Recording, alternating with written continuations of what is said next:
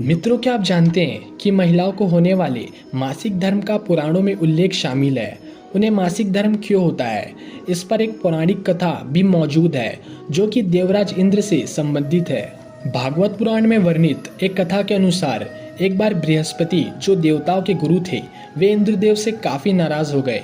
इसके चलते असुरों ने देवलोक पर आक्रमण कर दिया और इंद्र को अपनी गद्दी छोड़कर भागना पड़ा। असुरों से खुद को बचाते हुए वे सृष्टि के रचनाकार भगवान ब्रह्मा के पास पहुंचे और उनसे मदद मांगने लगे। तब ब्रह्मा जी ने उन्हें बताया कि वे एक ब्रह्म ज्ञानी की सेवा करनी चाहिए।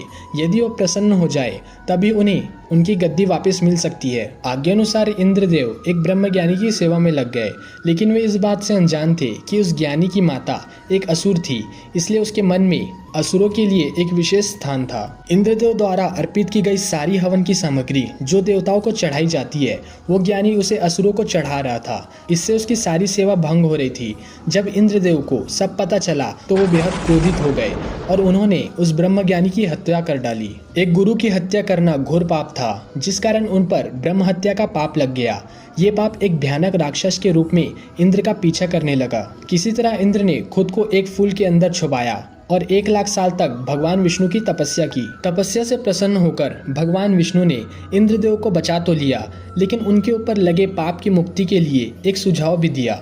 इसके लिए इंद्रदेव को पेड़, जल, भूमि और स्त्रियों को अपने पाप का थोड़ा थोड़ा अंश देना था। इंद्र के आग्रह पर सब राजी तो हो गए, लेकिन उन्होंने बदले में इंद्रदेव से उन्हें एक वरदान देने को कहा। सबसे पहले पेड़ ने उस पाप का 1/4 हिस्सा ले लिया, जिसके बदले में इंद्रदेव ने उसे एक वरदान दिया। वरदान के अनुसार पेड़ चाहे तो स्वयं ही अपने आप को जीवित कर सकता है। इसके बाद जल को पाप का हिस्सा देने पर इंद्रदेव ने उसे अन्य वस्तुओं को पवित्र करने की शक्ति प्रदान की।